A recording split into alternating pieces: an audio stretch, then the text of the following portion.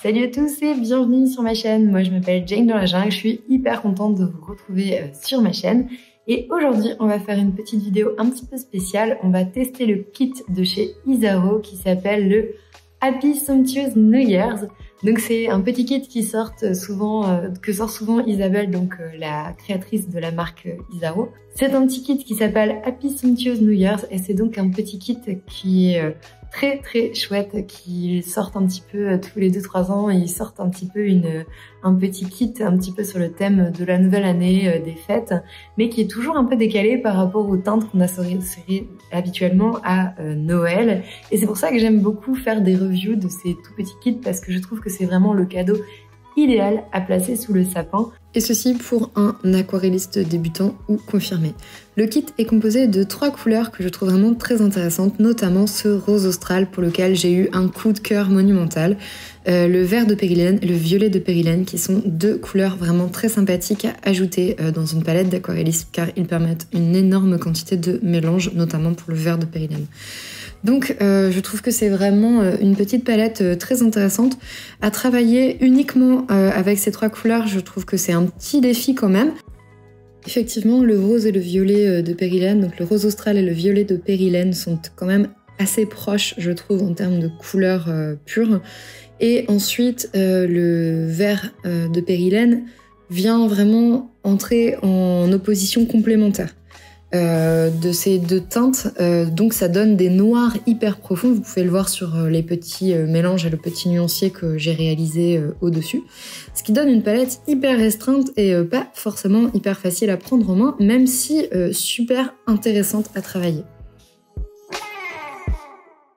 J'aime bien quand je reçois ce genre de palette hyper restreinte faire un rapide nuancier, et souvent je fais un nuancier à la fois en essayant d'obtenir les mélanges un petit peu contrastés, un peu saturés en pigments, et également très délavés, presque en lavis, très transparent.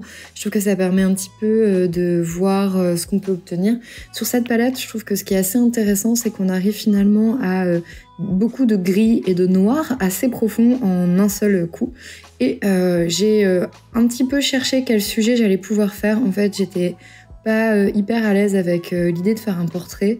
J'avais essayé en fait déjà la palette rapidement sans nuancier, et je me suis dit bon, ok, on va partir sur quelque chose d'un peu différent. Je voulais faire une petite théière avec une petite grenouille, donc c'était un motif que j'avais réalisé dans un carnet de dessin en crayon noir il y a quelque temps, et j'aimais bien, je sentais qu'il y avait du potentiel avec cette palette.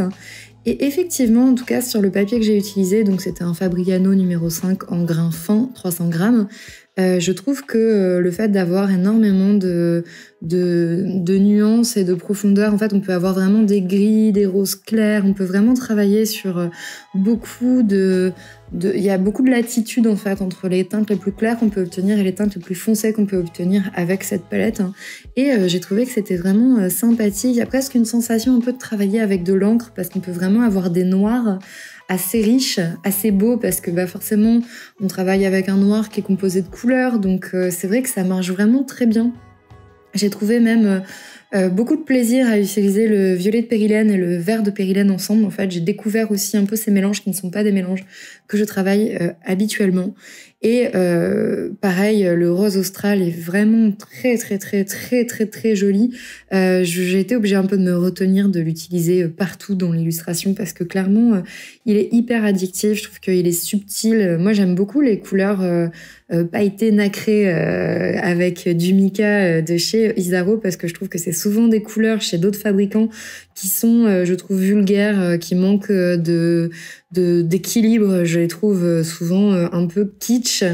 Et là, elle arrive vraiment à choisir la bonne proportion pour rendre en fait ce pigment intéressant à utiliser.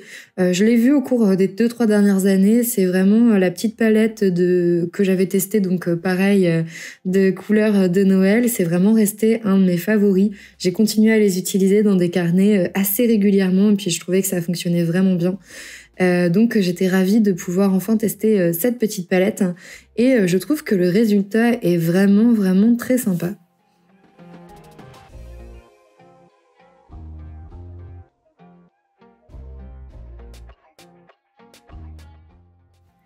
J'avais envie de tester un petit peu une seconde aquarelle, notamment parce que j'avais envie de tester le kit sur un autre type de papier.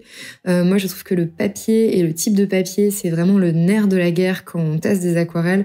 Deux aquarelles peuvent avoir un rendu totalement différent en fonction du type de papier sur lequel vous l'utilisez. D'autant plus quand on a de la granulation liée au mica, comme c'est le cas pour le rose austral. J'avais vraiment envie de tester, je voulais voir un peu ce que ça pouvait donner, si c'était intéressant. Donc je suis partie sur ce croquis de buste avec des fleurs dans les cheveux. C'est un croquis que j'ai fait il y a peut-être 2 ou 3 ans, que j'avais fait en digital. Et je n'arrivais pas à avoir un rendu digital qui me convenait, qui me plaisait. J'avais tout essayé, j'avais déjà retravaillé. Je perdais à chaque fois les qualités du croquis. Et en fait, il y a quelque temps, je suis retombée dessus et je me suis dit, mais en fait, c'est normal, c'est un travail qui doit être réalisé à l'aquarelle. Je voyais pas comment rendre ça autrement que de passer par vraiment un côté aquarelle beaucoup plus doux. En tout cas, plus dans la façon dont je travaille. Et donc, je me suis dit, ah mais c'est super, je vais pouvoir tester la palette en question sur ce sujet, puisque c'est une sorte de buste en marbre avec des fleurs roses et des feuilles vertes. Je me suis dit, ok, ça correspond à 100% pour ce petit test. Donc cette illustration, je l'ai réalisée sur un autre type de papier, comme je vous le disais, sur un papier donc satiné, en fini satiné. Pareil, un petit peu plus léger, peut-être de 300 grammes, en tout cas, il me semble que c'est le papier satiné de chez Fabriano. J'avais déjà un petit peu testé ce papier l'année dernière avec d'autres illustrations et c'est un gros coup de cœur pour moi ce papier. Je trouve qu'il est pas trop capricieux, qu'il reste assez facile à travailler, mais bon, ça reste quand même un papier satiné, donc c'est pas exactement la même latitude que le papier à grain fin. Je voulais voir un petit peu aussi ce que pouvait donner le rose astral parce que comme vous voyez, il y a un petit peu de mica à l'intérieur. Donc la granulation sur papier satiné a souvent un rendu très différent que sur papier à grain fin. Et effectivement, j'ai vite vu une petite différence, mais je trouve que dans l'ensemble, cette palette, en fait, elle fonctionne quand même très bien. Le fait qu'elle soit restante sur ce format-là, je pense que j'aime vraiment beaucoup les deux. J'avais un peu mal installé mon papier, pour le coup, il est un peu gondolé. Donc là, je l'ai mis à plat afin d'avoir des meilleures photos que pendant la vidéo où il bouge un petit peu au fur et à mesure.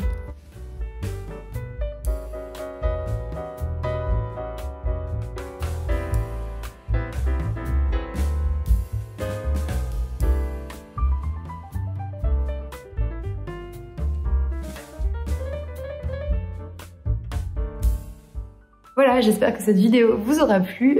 Pour ma part, je suis vraiment très contente et vraiment super heureuse de pouvoir tester ce trio de couleurs de chez Isaro. Je remercie beaucoup Isabelle pour m'avoir envoyé gracieusement le petit kit de Happy Sumptuous New Year. J'adore tester les aquarelles Isaro, j'adore tester les aquarelles en règle générale, mais je trouve qu'en plus c'est vraiment agréable de tester la marque Isaro, qui est quand même une marque qui est gérée et tenue par une femme et qui est également, c'est également des aquarelles réalisées par Isabelle.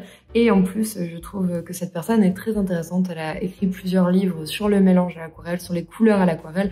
Donc en plus de ça, il y a une vraie connaissance technique, il y a une vraie maîtrise technique qui, pour moi, en tout cas, je trouve, se ressent vraiment quand on peint avec les aquarelles Isaro.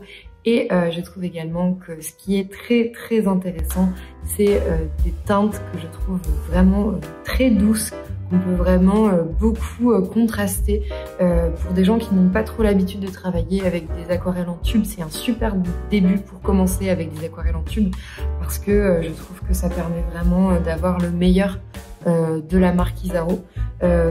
Pour moi en tout cas, c'est vraiment des aquarelles que je n'utilise quasiment que en tube. J'avais fait un test en les mettant en demi-godet et ça fonctionne bien sûr très bien, mais je trouve que c'est des aquarelles qui gardent vraiment tout leur potentiel quand on les utilise directement au tube. Et puis à force de travailler à l'aquarelle, j'apprécie beaucoup travailler directement avec des aquarelles en tube. Je trouve qu'elles ont souvent plus de contraste, plus de saturation. Et je trouve également que c'est moins long et ça abîme moins les pinceaux que de réhydrater des demi-godets.